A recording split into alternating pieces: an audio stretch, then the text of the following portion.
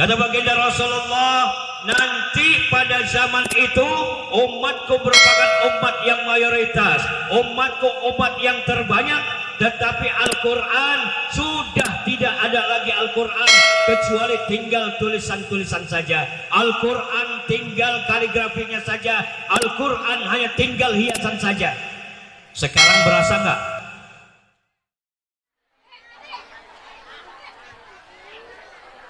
A'udzu billahi minasyaitonir rajim. Bismillahirrahmanirrahim. Assalamualaikum warahmatullahi wabarakatuh.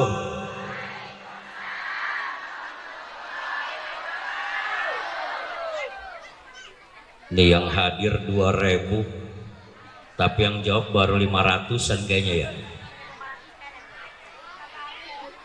Makan kue talam pakai daun saga.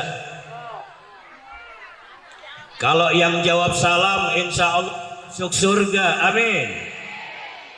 Assalamualaikum warahmatullahi wabarakatuh.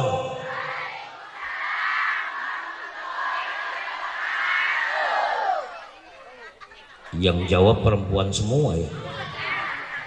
Bawa bapaknya mana?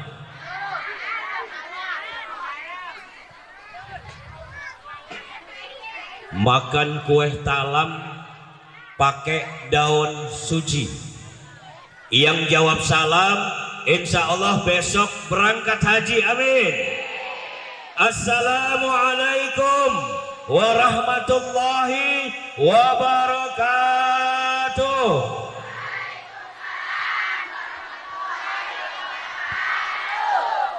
Alhamdulillah, alhamdulillahilladzi ba'atsa nabiyyana Muhammadan sallallahu alaihi wasallam rahmatan lil anam wa ikhtassahu bi syari'atin samha'a mustamilatin 'ala al-hikam wal ahkam. Ashhadu an la ilaha illallah wahdahu la syarika lah, al-malikul quddusus salam, wa ashhadu anna sayyidana wa nabiyyana Muhammadan abduhu wa rasuluh, al-mab'us rahmatan lil anam. Allahumma salli wa sallim wa barik ala sayyidina wa habibina wa syafi'ina wa maulana Muhammad wa maulana Muhammad. Baru diingetin Pak Dewan tadi sholawat, kalau disebut Kanjeng Nabi kita ucapkan Allahumma sholli ala al-mab'us rahmatan lil alamin. Qala Allah Ta'ala fi kitabihil karim, a'udzu billahi minasy syaithanir rajim, bismillahirrahmanirrahim. Muhammadur Rasulullah walladzina ma'ahu asyidda'u 'alal kuffar ruhama'u bainahum tarahum ruk'an sujjadan yabtaghuna fadlan minallahi wa ridwana simahum fi wujuhihim min asaris sujud dzalika masaluhum fit taurat wa masaluhum fil injil kazar'in akhraja syat'ahu fa'azarahu fastaghladha fastawa 'ala suqihi yu'jibu az-zurra' wal yaghidha bihim al-kuffar wa'adallahu alladhina amanu minhum maghfiratan wa ajran 'azima.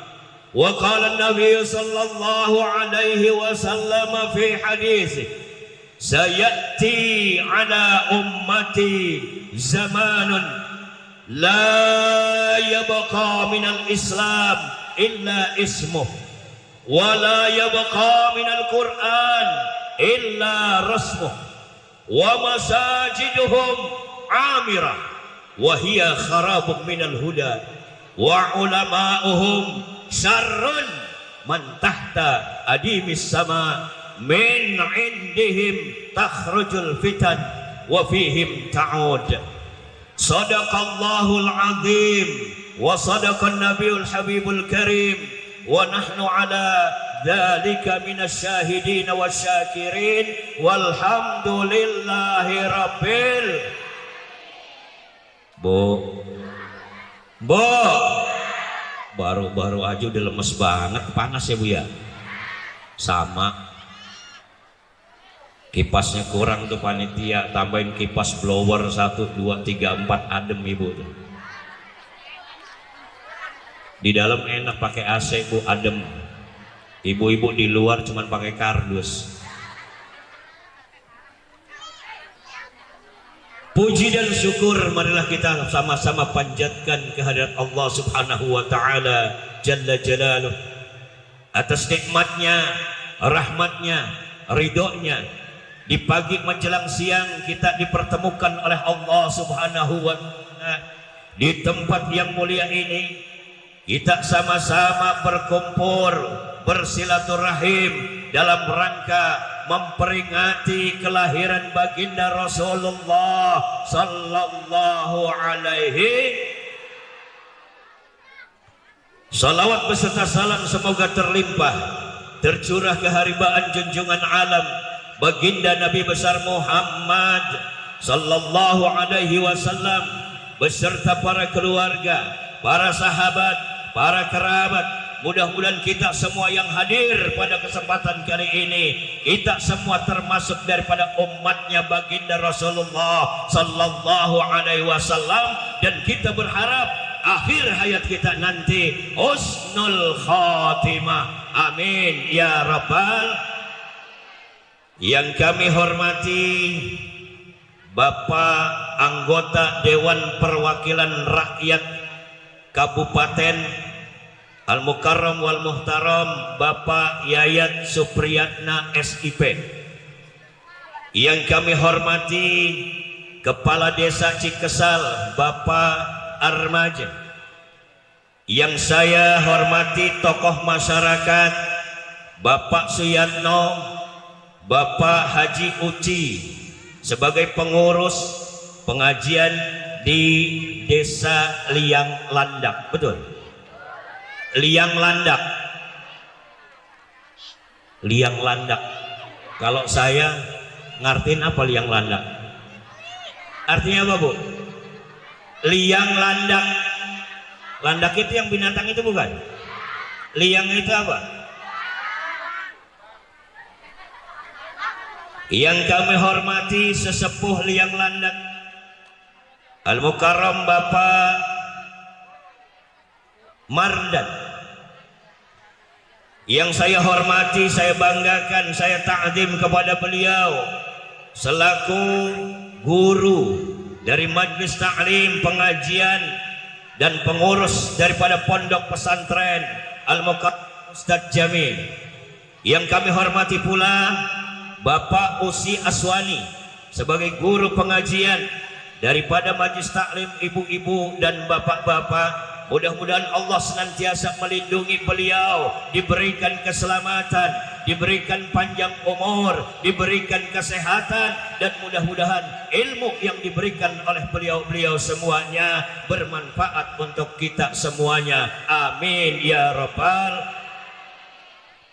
Desa Cikesal, kalau saya tidak menyebutkan satu persatu mohon maaf, dikasih contekannya cuma segini.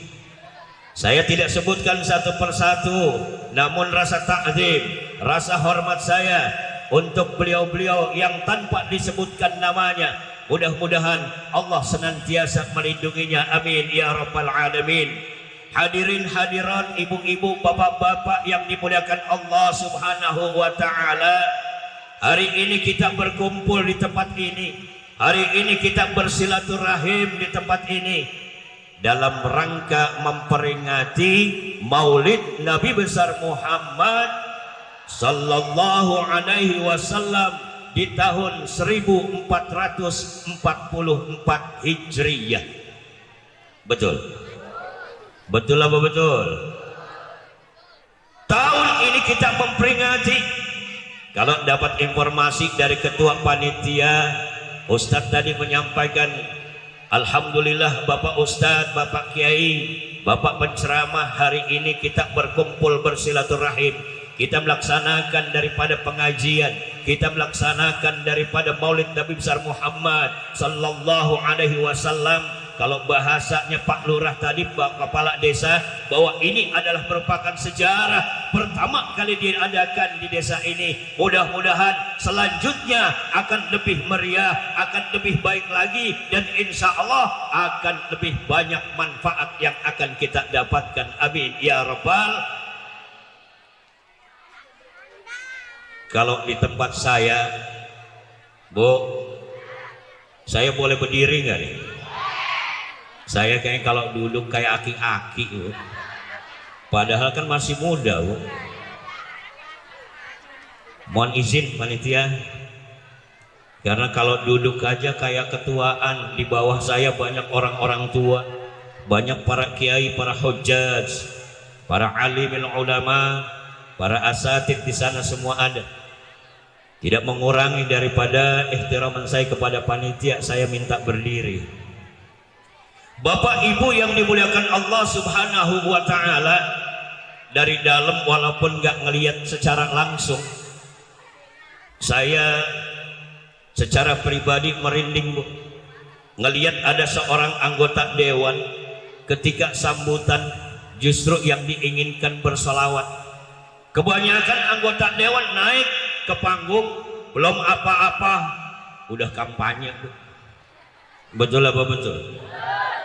Yang tadi Bapak Yayat Supriyatna, alhamdulillah sholawat yang dikumandangkan, sholawat yang diagungkan. Bahkan beliau mengajak kepada seluruh jamaah yang hadir, semuanya diajak untuk sama-sama menyisihkan sebagian hartanya untuk kegiatan ini atau untuk masjid yang kita cintai. Kalau ada anggota dewan yang kayak gini, kalau belum mati jangan dikubur, Ibu. Kalau belum mati jangan dikubur. Kalau perlu kita dukung seumur hidup. Kalau perlu besok kita pilih lagi. Kalau perlu besok kita sama-sama angkat beliau kembali. Mudah-mudahan desa Cikesal ini insya Allah akan dibantu oleh beliau. Yang namanya sarana fasilitas perkampungan insya Allah akan diperbaiki oleh beliau. Kalau yang namanya anggota dewan cinta dengan umat Islam, insya Allah hakul yakin, ainul yakin, beliau adalah orang yang bersih, beliau adalah orang yang senantiasa menjaga umat Islam. Dan insya Allah umat Islam yang katanya mayoritas, umat Islam yang katanya banyak, umat Islam yang ada di Cikesal ini insya Allah akan duduk di dalam keadaan yang baik, kehidupannya baik, kehidupannya insya Allah akan makmur dengan anggota dewan semacam Bapak Yayat ini. Amin ya Rabbal. Bukan kampanye, Bu, belum waktunya kampanye. Nanti dibilangnya saya sama anggota dewan kenal juga kagak. Datang ke sini saya nggak kenal dengan Pak Dewan, tetapi ketika Pak Dewan, beliau yang mempelopori sholawat tadi, masya Allah merinding saya, Bu. Jakarta jarang ketemu, Bu, anggota dewan yang kayak gitu, jarang. Yang ada 5 tahun sekali baru datang tuh ke kampung, 5 tahun sekali cuman minta dukungan, 5 tahun sekali minta suara kita. Tapi setelah jadi lupa sama orang-orang yang telah mendukungnya, lupa dengan orang-orang yang telah memberikan suaranya, lupa kepada umat Islam yang ada di sekitarnya. Betul apa betul?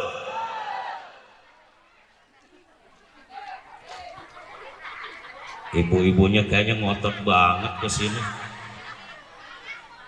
Panas ya, Bu? Ibu masuk ke dalam, Bu, kalau panas. Di belakang masih bisa. Ya namanya siang ngadain. Emang kalau daerah sini rata-rata peringatan-peringatan baik Isra Mi'raj ataupun Maulid diadainnya siang. Kalau di Jakarta nggak nemu yang namanya acara semacam ini digelar siang. Jarang ada, tapi jarang. Tapi kalau di daerah, khususnya di Banten, itu hampir kebanyakan ngadainnya siang. Dari jam 8 sudah mulai sholawat, dari jam 8 sudah mulai acara kumpul-kumpul, jam 8 sudah dimulai sampai dengan sholat zuhur selesai. Maka saya minta kesepakatan nih Bu, ini penyakit ustadz, penyakit kiai, penyakit alim ulama. Kalau berdiri di panggung pegang mic lupa waktu, saya minta kesepakatan saja. Saya kan nggak ngelihat jam, nanti kalau saya sudah ngelewatin 1 jam tolong tegur ya Bu ya.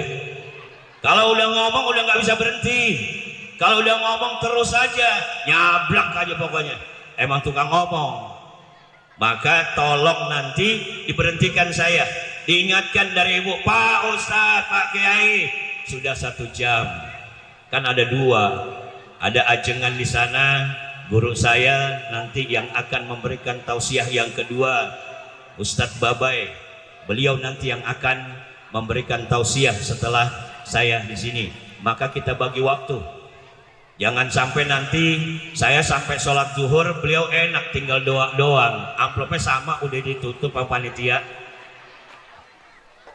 Bapak Ibu yang dimuliakan Allah Subhanahu wa Ta'ala, peringatan Maulid Nabi Muhammad sallallahu alaihi wasallam dari mulai tingkat RT, RW, kelurahan, kabupaten, kecamatan dan selanjutnya setiap tahun diperingati, setiap tahun dirayakan, setiap tahun kita sama-sama memuliakan baginda Rasulullah sallallahu alaihi wasallam.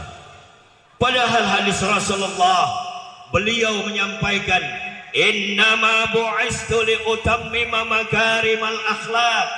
Sesungguhnya aku ini diutus kepada kalian semua untuk menyempurnakan akhlak. Sekarang pertanyaannya, ibu dari kampung Cikesal datang berbondong-bondong ke tetangga sana sebelah. Setiap tahun kita sama-sama rayakan semacam itu. Yang saya tanyakan, apa manfaat daripada maulid yang kita laksanakan? Apa hasil maulid yang kita rayakan? Apa maulid yang kita besar-besarkan dengan acara semacam ini? Bu, di samping kita, saudara-saudara kita ada sebagian yang masih ngomong maulid itu bid'ah. Maulid itu bid'ah, yang mengada-ada, sesuatu yang nggak pernah dilaksanakan oleh baginda Rasulullah sallallahu alaihi wasallam. Orang sebanyak ini dikatakan orang-orang ahli bid'ah. Mau ibu dikatakan ahli bid'ah? Bapak mau dikatakan ahli bid'ah? Nggak mau kita, karena yang namanya bid'ah, kullu bid'atin dolalah. Setiap yang namanya bid'ah itu adalah merupakan satu kezaliman, satu kesesatan. Wa kullu dhalalatin finnar. Setiap yang dhalalah, setiap kesesatan, tempatnya adalah neraka. Orang banyak melaksanakan peringatan semacam ini dikatakan ahli bid'ah. Kalau di Serang, seantero Banten, insya Allah hampir mayoritas yang melaksanakan daripada maulid Nabi besar Muhammad sallallahu alaihi wasallam. Dari mana bid'ahnya? Dari mana dolalahnya? Dari mana kita dicap sebagai ahlun nar? Coba dari pertama, hadroh tadi. Ini saya padahal tadi mau sama-sama hadroh nih tampil, udah pada hilang. Ini kebiasaan pemain hadroh nih ninggalin, udah selesai aja acara pulang. Tapi kayaknya masih ada ya. Ada pulang. Wah, berarti ada job lagi Bu di sono. Padahal yang namanya hadroh itu penyemangat juga buat penceramah. Sholawatan diiringin hadroh itu lebih semangat kita. Ini udah panas-panas begini. Kalau kita dikatakan ahlu bid'ah, ahlu dhalalah, ahlu nar, tidak kita terima alasan semacam itu. Orang yang mengatakan maulid bid'ah, orang yang mengatakan ahlu bid'ah itu dhalalah, orang yang mengatakan kita sebagai penyelenggara maulid dikatakan bid'ah, maka suruh mereka kembali untuk belajar lagi kitab-kitabnya, suruh memperbanyak referensi daripada ilmunya. Jangan hanya sekedar mengatakan orang bid'ah, jangan sekedar mengatakan dhalalah, jangan sekedar mengatakan bahwa orang yang menyelenggarakan maulid Nabi besar Muhammad adalah ahlu bid'ah. Pala lu bau menyan ahli bid'ah. Dalam maulid yang kita baca Al-Quran, dalam maulid kita bahas Al-Hadis, dalam maulid kita bersolawat kepada kanjeng Nabi besar Muhammad sallallahu alaihi wasallam. Coba saya mau ngetes nih tadi. Pak Dewan juga sudah salawat. Nggak tahu sama apa enggak nih salawat saya dari Jakarta. Ayo ikutin. Salatullah salamullah ala toha rasulillah. Salatullah salamullah Habibillah. Sama-sama ibu. Salatullah ala toha rasulillah. Salatullah ala yasin habibillah. Ilahi salimil ummah minal afati wan nikmah wa min hamim wa min gumma bi ahlil badri ya Allah. Salatullah salamullah ala toha rasulillah. Salatullah salamullah ala yasin. Allahumma salli ala Muhammad. Bapak Ibu yang dimuliakan Allah Subhanahu wa taala, berkumpulnya kita memperingati baginda Rasulullah sallallahu alaihi wasallam atas kelahirannya. Tentunya kita mencintai, kita sedulkan, kita tegakkan yang namanya kita sebagai pengikut baginda Rasulullah tentunya punya ciri, punya karakteristik, punya ciri-ciri tertentu kalau mau disebut sebagai pengikut Rasul. Apa ibu cirinya? Ibu ciri pengikut baginda Rasulullah apa? Pak, nggak kedengeran. Di awal daripada pembicaraan tadi saya sampaikan sebuah ayat. Muhammadur Rasulullah. Allah Subhanahu wa taala berfirman, Muhammad adalah utusan Allah. Manusia yang dipilih oleh Allah sebagai kekasihnya. Manusia yang dipilih oleh Allah untuk menyebarkan daripada agama yang tentunya menjadi agama pilihan Allah, agama yang hak, agama yang paling benar di sisi Allah Subhanahu wa taala.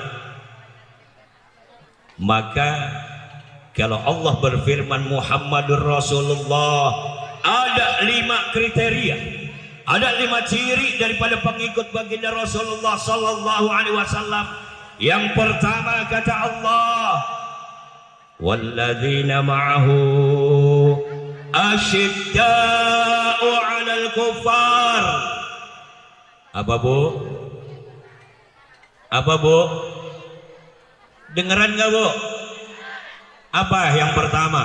Ciri daripada umat Islam, pengikut baginda Rasulullah sallallahu alaihi wasallam, walladzina ma'ahu, orang-orang yang beserta baginda Rasulullah, asyidda'u 'alal kuffar, yaitu orang-orang yang mempunyai ciri tegas dan keras terhadap umat kafir, orang-orang kafir, orang-orang di luar Islam.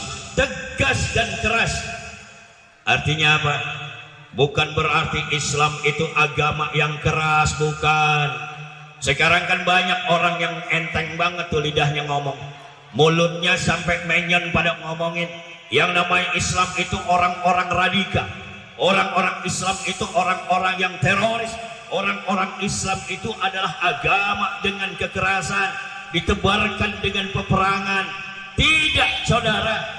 Ketika peperangan karena baginda Rasulullah Sallallahu Alaihi Wasallam diperangi, nggak ada cara lain kalau kita diperangi. Ainal mafar, nggak ada jalan keluar kecuali kita memerangi. Tetapi baginda Rasulullah Sallallahu Alaihi Wasallam, beliau tidak pernah menganjurkan, beliau tidak pernah mengajarkan kepada umat Islam di seluruh jagat dunia ini. Baginda Rasulullah tidak mengajarkan kekerasan. Maka kita balik, kalau yang namanya kita sebagai umat Islam ini jangan diajarin toleransi, nggak perlu lagi diajarin yang namanya tasamuh. Baginda Rasulullah Sallallahu Alaihi Wasallam, beliau pernah menyampaikan sebuah hadisnya, man ada dimmiyan faqad adani. Kata baginda Rasulullah Sallallahu Alaihi Wasallam, barang siapa yang menyakiti orang-orang kafir dimni, sesungguhnya ia telah menyakitiku, kata baginda Rasulullah Sallallahu Alaihi Wasallam. Kira-kira Nabi kita ngajarin kekerasan atau enggak? Ngajarin kekerasan atau tidak? Tidak. Baginda Rasulullah bahkan melindungi.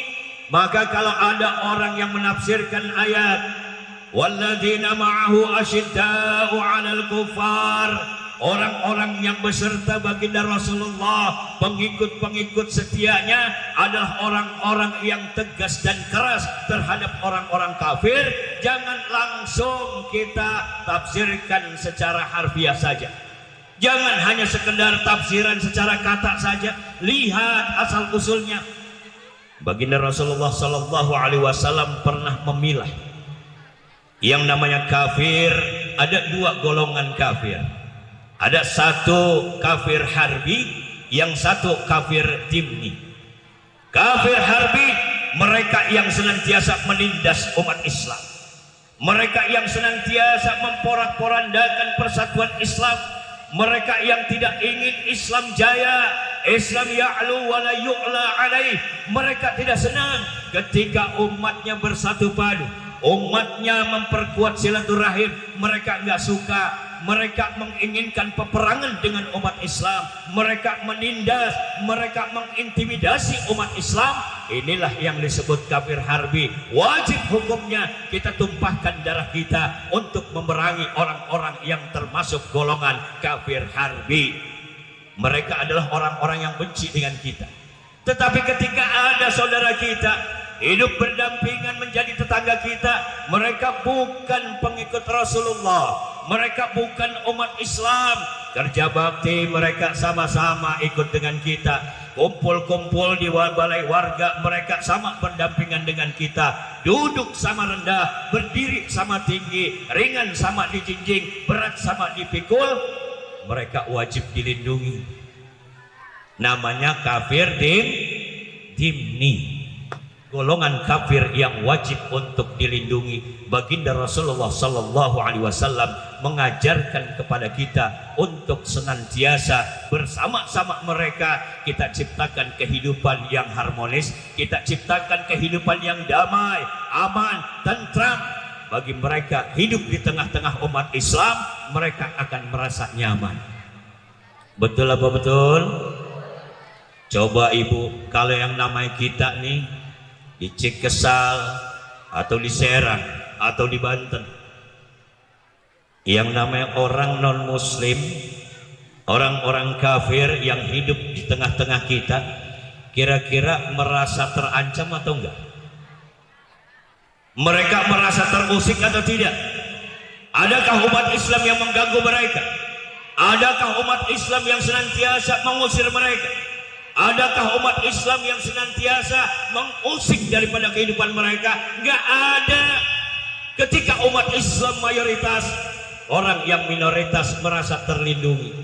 Tapi coba lihat di belahan negeri seberang sana, ketika saudara-saudara kita yang minoritas, saudara-saudara kita yang termasuk orang-orang yang sedikit, pemeluk agama Islam yang sedikit, kita lihat mereka dikejar-kejar, bahkan mau sholat ditembakin dulu, mau sholat saja ditembakin.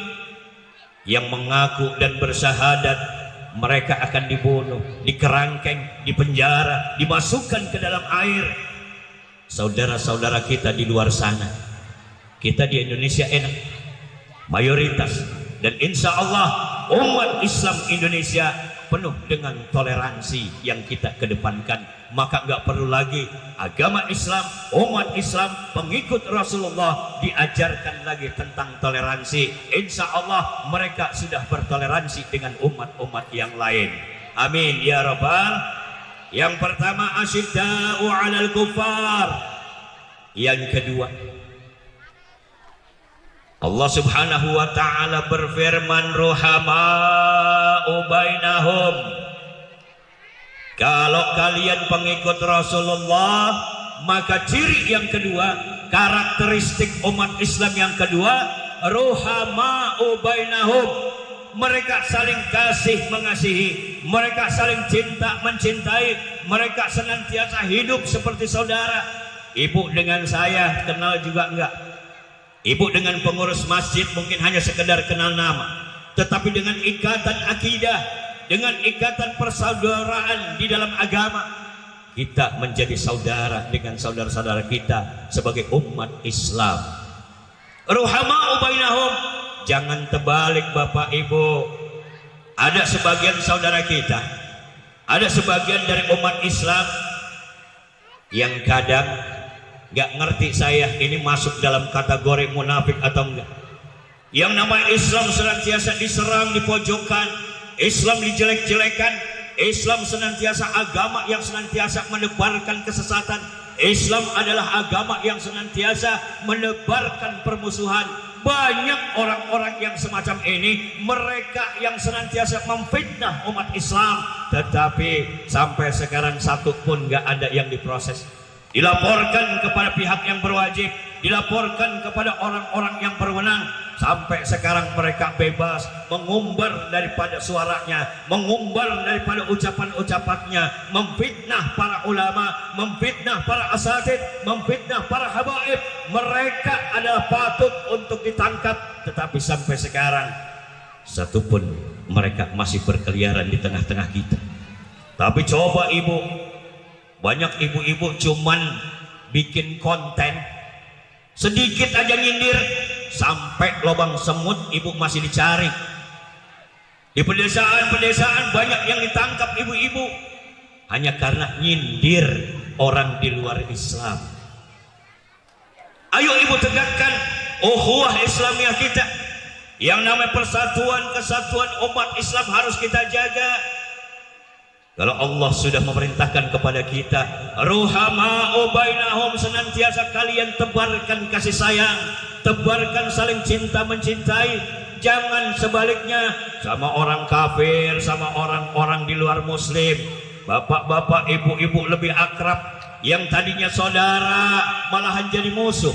Tapi yang namanya orang-orang di luar Islam, bapak ibu justru lebih akrab, malah jadi seperti saudara. Islam nggak ngajarkan itu. Kasih sayang terhadap kita dulu. Ruhama'u bainahum. Yang ketiga, di dalam ayat ini disebutkan oleh Allah Subhanahu wa taala, ruhama'u bainahum. Yang ketiga, tarahum ruk'an sujada. Kalau mau disebut sebagai pengikut baginda Rasulullah sallallahu alaihi wasallam, umat Islam itu senantiasa tampak terlihat setiap harinya minimal 5 kali ruku dan sujud kepada Allah Subhanahu wa ta'ala. Ibu sholatnya udah komplit, sholatnya sudah lengkap, Yang 5 waktu semuanya sudah dijalankan? Ayo, yang jawab diri kita sendiri, yang jawab hati kita, qalb kita yang menjawab. Kalau masih ngaku sebagai umat Rasulullah, tapi yang namanya sholat belentang-belentong, sholat ompong-ompong, sholat nggak lengkap, sholat nggak komplit, jangan ngaku sebagai pengikut Rasulullah. Ciri yang ketiga adalah pengikut Rasulullah, mereka ruku, mereka sujud di hadapan Allah minimal 5 kali dalam satu hari. Baginda Rasulullah mengingatkan kepada kita, hadis tentang sholat sangat keras. Baginda Rasulullah mengingatkan kepada kita sekalian, man taraka sholata muta'ammidan falyatabawwa maq'adahu 'alan niran. Kata baginda Rasulullah sallallahu alaihi wasallam, barang siapa yang meninggalkan salat, maka siap-siap ambil kaplingnya, ambil tempatnya, siapkan diri Anda untuk di neraka nanti ketika kita akan ditempatkan oleh Allah Subhanahu wa ta'ala. Mau ibu? Mau ke neraka? Mau ditempatkan di neraka? Jangan ibu yang pada duduk di sini tuh begal-begal di jalanan, kalau ditanyain juga nggak mau masuk neraka. Maunya masuk tarahum ruk'an sujjada. Yang keempat, yabtaguna fadlan minallahi wa ridwana. Ciri yang keempat umat Rasulullah sallallahu alaihi wasallam bukan menumpukan hartanya sebanyak-banyaknya, bukan mencari harta ketika bekerja yang banyak, hasilnya yang banyak, dikumpulkan di rumah, disimpan di bank. Bukan itu. Walaupun baginda Rasulullah sallallahu alaihi wasallam menganjurkan kita sebagai umat menjadi orang-orang agnia, tetapi bukan itu tujuan utama kita hidup. Bukan itu tujuan kita diciptakan oleh Allah Subhanahu wa ta'ala. Allah berfirman, wa ma khalaqtul jinna wal insa illa liya'budun, dan tidaklah aku ciptakan jin dan manusia kecuali untuk beribadah kepada aku. Maka yang kita cari di dalam ibadah bukan cari nama, di dalam ibadah bukan karena dilihat mertua.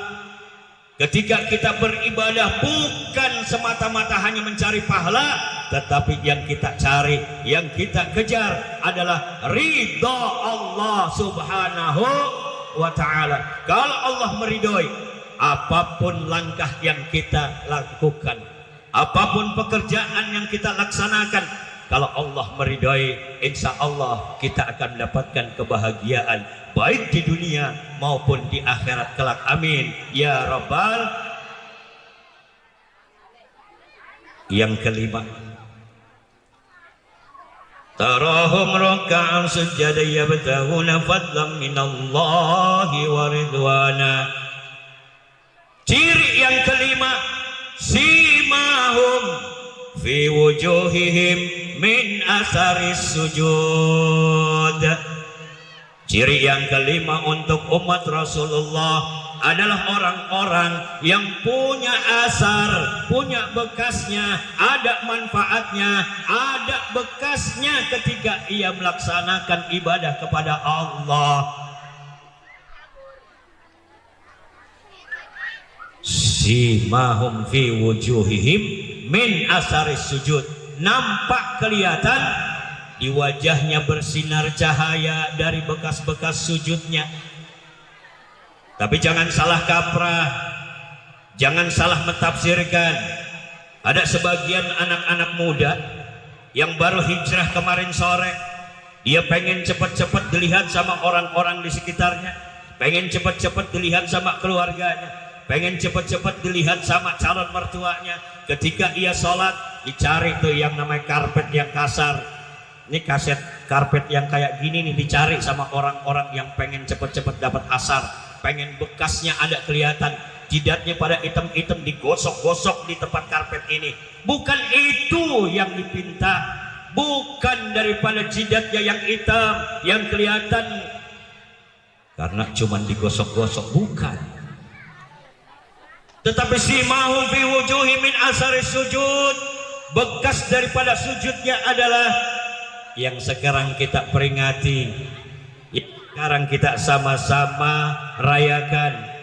Akhlakul karimah minimal yang kita rayakan, kita contoh, kita ikuti qudwahnya, kita ikuti khutwahnya, kita ikuti akhlakul karimahnya. Bukan hanya sekedar sujud ingin dilihat orang, akhirnya jidatnya dihitam-hitamin. Bukan berarti orang yang jidat hitam itu salah, bukan. Bukan yang berarti jidatnya hitam itu mereka banyak yang penipu, bukan, tidak. Saya justru salut dengan mereka yang bisa jidatnya hitam, karena berarti mungkin ketika beliau sujud doanya lebih banyak daripada kita. Ketika mereka sujud mungkin lebih khusyuk daripada kita. Kalau kita mungkin sholatnya kayak capung cebok, Bu. Sholatnya cuma sekedar, kalau sujud cepet-cepet, kalau ruku cepet-cepet, bacaannya nggak jauh. Kalau nggak qul huwallahu ahad, qul a'udzu birabbin nas, qul huwallahu ahad, qul a'udzu birabbin nas, bacaannya hanya itu saja. Mungkin orang-orang yang jidatnya hitam, alhamdulillah, mereka sujud di hadapan Allah. Ketika mereka sujud, tangisan, tetesan air matanya mungkin mengalir. Kita mungkin khusyuknya jauh daripada mereka. Alhamdulillah, mereka punya asar secara jasadiahnya. Kita jasad saja tidak, secara roh mungkin juga belum tentu. Maka dengan perantaraan maulid, dengan kita merayakan maulid Nabi besar Muhammad sallallahu alaihi wasallam, salawat yang kita kumandangkan, ada sebuah riwayat bahwasanya salawat adalah merupakan salah satu amaliyah umat Islam yang tidak akan tertolak oleh Allah Subhanahu wa taala pahalanya. Salawat tidak pernah ditolak oleh Allah. Bapak ibu sekalian, salat, apakah sudah yakin bahwa salat bapak ibu diterima oleh Allah? Bapak ibu melaksanakan puasa, apakah puasa bapak ibu sekalian semuanya sudah diterima oleh Allah? Bapak ibu yang sudah melaksanakan umrah, melaksanakan haji, apakah umrah dan hajinya telah diterima oleh Allah? Wallahu a'lam bishawab. Allah yang tahu segalanya. Manusia belum tentu diterima oleh Allah, tetapi ketika kita mengucapkan Allahumma salli ala Sayyidina Muhammad wa ala ali Sayyidina Muhammad, Allah langsung tembuskan ke arsy-Nya. Allah langsung berikan ganjarannya, diterima oleh Allah Subhanahu wa ta'ala. Mau kayak apa itu salawat? Tadi ada anak kecil yang baca salawat tipil qulub, Allahumma salli ala Sayyidina Muhammadin tipil qulubi wa dawaiha wa afiyatil abdani wa shifaiha wa nuril absari wa diyaiha wa ala alihi wa sahbihi wa sallim. Enak nggak, Bu? Islam tuh enak kalau rame-rame kita sholawat. Betis kenceng juga nih. Nggak ada tisu.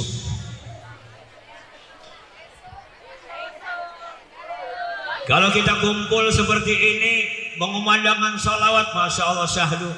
Islam itu banyak variasinya sholawat. Ibu sering dengar tasbih ya, Subhanallah walhamdulillah wala ilaha illallah wallahu akbar akbar. Wala haula wala quwata illa billahil aliyyil azim. Subhanallah walhamdulillah wala ilaha illallah. Subhanallah walhamdulillah wala ilaha illallah. Allah Allah Allah ya Allah. Allah Allah Allah ya Allah. Kalau ada hadrohnya enak banget itu. Kita sama-sama memandangin, meriah kita. Bapak Ibu yang dimuliakan Allah Subhanahu wa taala, dari 5 ciri yang disebutkan di dalam ayat Al-Qur'an tadi yang sudah kita sampaikan penjabarannya. Tapi baginda Rasulullah sallallahu alaihi wasallam 14 abad yang silam, 14 abad yang silam beliau pernah meragukan, beliau pernah mengkhawatirkan akan keberadaan umatnya satu saat nanti. Di zaman ketika itu yang namanya umat Islam adalah merupakan umat yang mayoritas. Umat Islam adalah merupakan umat yang terbanyak. Umat Islam ada di seluruh penjuru. Tapi baginda Rasulullah 14 abad yang silam beliau khawatir ada 4 hal, 4 keadaan yang beliau sangat mengkhawatirkan akan terjadi kepada umatnya. Apa kata baginda Rasulullah? Hadis tadi yang saya bacakan di awal. Sayati ala ummati zamanun. Kata baginda Rasulullah sallallahu alaihi wasallam, akan datang kepada umatku satu zaman, akan datang kepada umatku satu keadaan, akan datang kepada umatku satu hal di mana umatku merupakan umat yang mayoritas. Apa kata baginda Rasulullah sallallahu alaihi wasallam? Yang pertama, keadaan yang dikhawatirkan oleh beliau, la yabqa minal Islam illa ismu. Kata baginda Rasulullah sallallahu alaihi wasallam, keadaan yang aku khawatirkan pada umatku terjadi kepada umatku ketika mereka merupakan umat yang mayoritas. Islam sudah tidak ada lagi. La yabqa minal Islam illa ismuh. Islam udah nggak ada lagi kecuali tinggal namanya saja. Islam udah nggak ada lagi kecuali tinggal namanya doang. Islam disebut-sebut, saya Islam, saya Muslim, saya pengikut baginda Rasulullah, tetapi pada kenyataannya di rumahnya tidak mencerminkan daripada syariat ajaran Islam. Di lingkungannya tidak ada pencerminan daripada masyarakat yang Islam. Mereka jauh daripada syariat. Kalau tadi ditanyain sholatnya masih lengkap atau enggak, ada sebagian yang mungkin enggak lengkap, ada sebagian yang mungkin banyak tertinggal sholatnya, walaupun sudah diingatkan katanya Islam itu adalah merupakan tiangnya, sokoknya agama. As-salatu imaduddin, faman aqamaha faqad aqamaddin, wa man tarakaha faqad hadamaddin. Barang siapa yang melaksanakan daripada salat, maka ia sesungguhnya telah menegakkan daripada agama. Barang siapa yang meninggalkan salatnya, maka sesungguhnya ialah sebagai penghancur daripada agamanya sendiri. Jadi kalau ibu meninggalkan salat, ibu tidak melengkapi salat ibu, tidak mau menjadi pengikut baginda Rasulullah, hanya sekadar diucapkan saja, maka sesungguhnya kita yang meninggalkan sholat sebagai perusak daripada agama kita sendiri. Na'udzubillah summa na'udzubillah. Jangan sampai terjadi kepada kita, kepada anak-anak kita, kepada keluarga kita. Ibu bapak sholat harus kita laksanakan dalam keadaan bagaimanapun, dalam waktu apapun, bagaimanapun keadaan kita, sholat harus tetap kita laksanakan. Islam enggak kaku, sholat itu harus ditegakkan seperti apa yang kita laksanakan setiap hari. Ketika kita punya udzur syar'i, ketika kita tidak kuasa untuk berdiri, boleh kok duduk. Boleh nggak sholat duduk? Boleh nggak sholat duduk?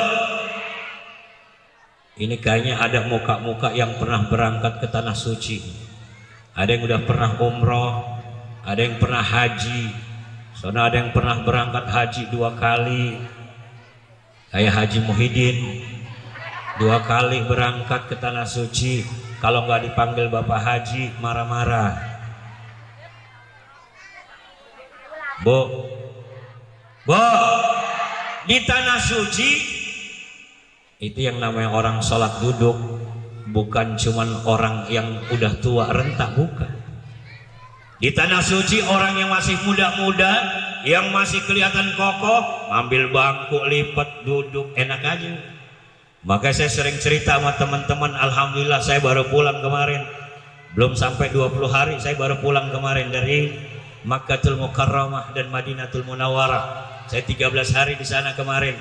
Ini bapak-bapak, ibu-ibu, sekedar info saja.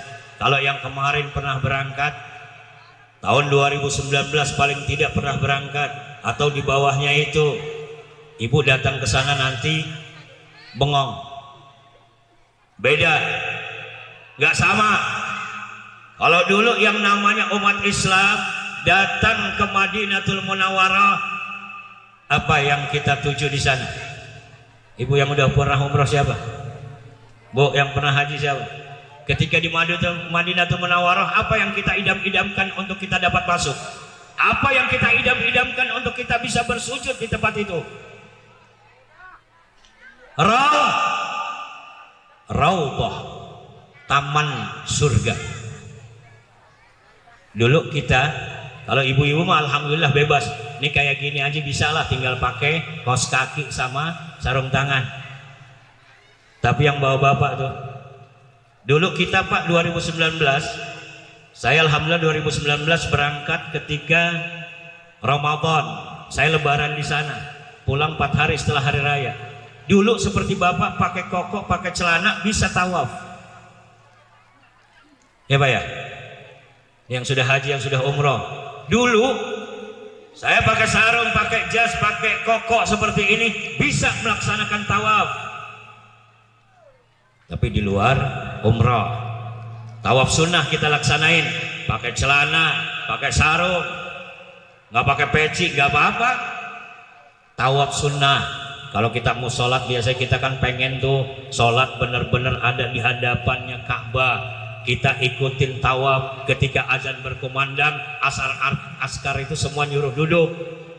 Kita dapat di sop yang pertama, alhamdulillah. Kalau orang yang rajin tawaf, bisa kita di sop kedua kalau kita rajin tawaf. Sekarang bapak pakai celana, pakai baju koko, pakai sarung, pakai jas, pakai gamis, sekalipun nggak akan boleh masuk ke tempat Ka'bahnya. Di bawah lantai bawah, di sekitar Ka'bah itu bapak dicegat sama askar, bapak disuruh keluar sama polisi sana karena wajib pakai kain ihram. Sekarang saya berani bicara karena saya bukan kata orang, baru pulang kemarin. Maka nanti ibu bapak yang berangkat, mungkin bapak-bapaknya, kalau ibu-ibu mah aman lah. Untuk di Mekah ketika kita tawaf, kalau memang punya lebih baju ihramnya atau mungkin beli lagi di sana, lebih baik kita tambah daripada kita cuma bawa 1 set karena khawatir kena najis. Di Raudhah ibu, ini saya ibaratin handphone ya, handphone. Ini mohon maaf ibu-ibu yang di atas 50, di atas 60, kira-kira ngerti nggak ya kalau aplikasi di handphone tuh? Bu, ngerti nggak kalau bikin aplikasi di handphone? Sekarang ibu ke Raudhah, Nggak bisa Bu tanpa aplikasi. Ibu nggak bisa masuk, ibu dilarang untuk masuk ke raudhah, ibu nggak bisa sholat di raudhah, ibu nggak bisa masuk seenaknya ke raudhah tanpa ada aplikasi. Aplikasinya itu ada barcode-nya. Nggak ada barcode. Ngerti ya Bu barcode? Nih barcode. Satu orang satu barcode. Kalau kita mau masuk di luar rombongan, artinya ketika kita umroh ataupun kita haji datang ke raudhah cuman punya kesempatan satu kali.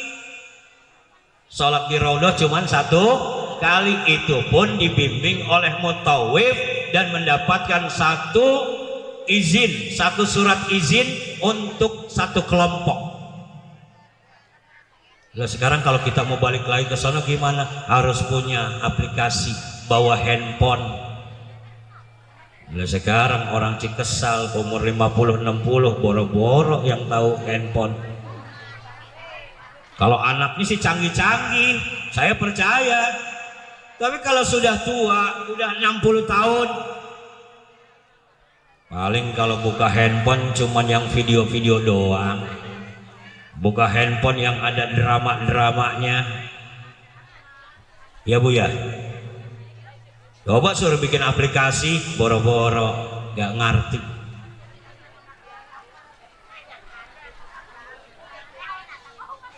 Maka Islam, apa yang dikhawatirkan baginda Rasulullah sallallahu alaihi wasallam, satu saat nanti la yabqa minal Islam illa ismu. Yang kedua kata baginda Rasulullah sallallahu alaihi wasallam, wala yabqa minal Quran illa rasmuh. Kata baginda Rasulullah, nanti pada zaman itu umatku merupakan umat yang mayoritas, umatku umat yang terbanyak, tetapi Al-Quran sudah tidak ada lagi. Al-Quran kecuali tinggal tulisan-tulisan saja, Al-Quran tinggal kaligrafinya saja, Al-Quran hanya tinggal hiasan saja. Sekarang berasa nggak? Tapi saya yakin kalau orang Serang, saya kebetulan gini-gini ketua Majelis Ulama Indonesia Kecamatan Grogol Petamburan, Kota Administrasi Jakarta Barat. Kalau Bapak Ibu lewat Grogol Petamburan, ada kantor kecamatan, mampir, saya ada di lantai 4. Ibu datang ke sana, monggo kita bertamu silaturahim. Saya setiap tahun ngadain yang namanya musabaqah tilawatil Quran. Itu yang namanya peserta, kalau nggak dari Serang dari Pandeglang, kalau nggak dari Pandeglang dari Serang, kalau nggak dari Serang orang Pandeglang, semuanya banyakan boleh ngebon. Yang kedua, wala yabqa minal Quran illa rasmuh. Quran hanya tinggal tulisan saja, Quran tidak ada lagi. Ibu, saya titip anak-anak, tolong ajarkan Al-Quran. Minimal mereka bisa baca Al-Quran, minimal mereka tidak buta tuli terhadap aksara Al-Quran. Karena Al-Quran dusturuna, Al-Quran kitab suci kita. Yang ketiga, yang dikhawatirkan baginda Rasulullah sallallahu alaihi wasallam, wa masajiduhum amirah. Masjid-masjidnya saat itu adalah merupakan masjid-masjid yang megah, masjidnya besar, masjidnya indah, dibangun dengan miliaran rupiah, akan tetapi harabun minal huda, kosong, hampa daripada hidayah Allah subhanahu wa ta'ala. Kenapa? Karena Al-Quran ataupun masjid yang sudah ada, masjid yang sudah dibangun, hanya sekedar dibangun, tetapi di dalamnya tidak diisi dengan syiar-syiar ajaran agama Islam. Tidak ada majlis, tidak ada ta'lim, tidak ada yang namanya musyawarah umat. Masjid adalah merupakan sentral kegiatan umat, bukan cuma sekedar dibuka untuk sholat fardu, habis isya, habis salam ditutup, dikunci, dimatiin semua lampunya. Orang mau usaha tahajud udah nggak bisa masuk, wudhu nggak ada airnya. Kalau masjid seperti ini, Fantadhir sa'ah, tinggal tunggu tanggal mainnya. Pengurus-pengurus masjid tanggung jawab kepada Allah Subhanahu wa taala. Mereka yang akan tahajud tidak bisa, mereka yang akan duha karena terkunci masjidnya, Allah nanti yang akan memberikan sanksi kepada kita sebagai DKM pengurus masjid yang ada. Terakhir, udah ditegur Bu, suruh turun. Kalau Lesti nyanyi nggak bakal ada yang suruh turun. Kemarin udah ngegugat cerai, sekarang malahan nyabut laporannya. Kata orang-orang, go. Orang udah digebukin mau balikan. Mau Bu besok minta gebukin sama lakinya, viralin ke media massa, habis itu cabut laporannya, viral nama kita. Cuman mau ngangkat namanya doang kalau kayak gitu mah. Yang terakhir, yang dikhawatirkan baginda Rasulullah sallallahu alaihi wasallam, wa ulama'uhum syarrun.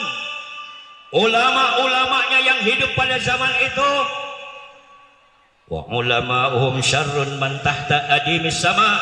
Ulama yang hidup pada zaman itu yang berada di kolong langit, syarrun.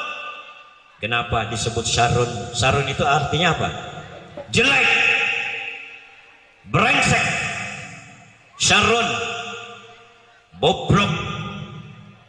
Wa ulama'uhum syarrun man tahta adimis sama. Kenapa mereka disebut syar?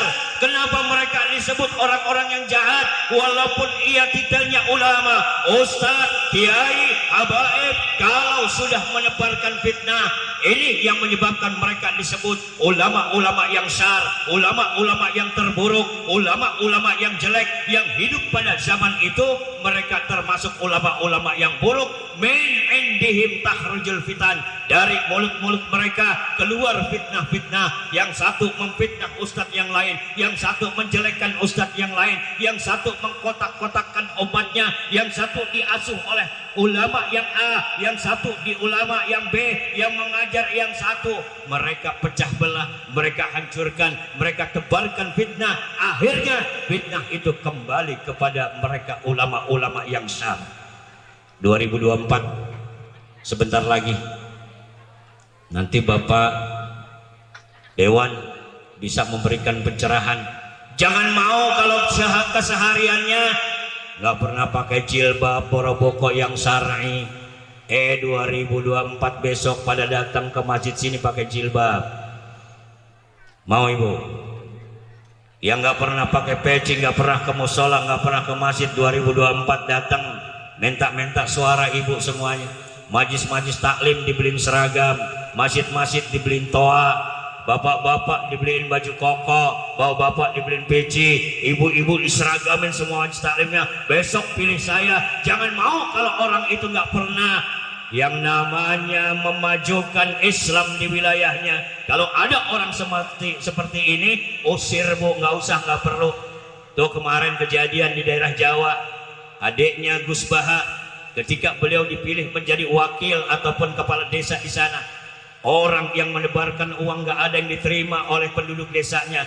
Kami tidak perlu uang, kami tidak perlu yang namanya fulus, kami nggak perlu yang namanya sogokan. Yang kami idam-idamkan adalah pemimpin yang senantiasa jujur, amanah, dan senantiasa menjaga umat Islam di bumi Nusantara ini. Amin ya rabbal alamin. Satukan visi kita, satukan daripada persepsi kita, satukan gerak dan langkah kita sebagai umat Islam. Kita pilih pemimpin yang benar-benar jujur, amanah, dan senantiasa membela daripada umat Islam. Bapak Ibu, sebetulnya saya pengen terus meneruskan, tadi sudah saya katakan, kalau yang namanya sudah megang mic udah lupa waktu. Bapak panitia sudah menegur saya setengah jam. Mudah-mudahan masih kebagian waktunya Ustadz Babai. Mohon maaf atas segala apa yang kami sampaikan. Kalau ada kata-kata yang kurang berkenan, jangan disimpan di dalam hati Ibu. Jangan disimpan dalam hati. Saya mohon maaf, beribu maaf kalau ada kata-kata yang kurang berkenan. Mari kita sama-sama yang telah kami sampaikan semoga bermanfaat untuk Bapak Ibu sekalian dan juga sebagai penyemangat diri saya Al-Fakir Abdurrahman Ma'ruf undur diri, mohon maaf atas segala kehilafan. Wallahul muwafiq ila aqwamit thoriq wal 'afu minkum. Wassalamu alaikum warahmatullahi wabarakatuh.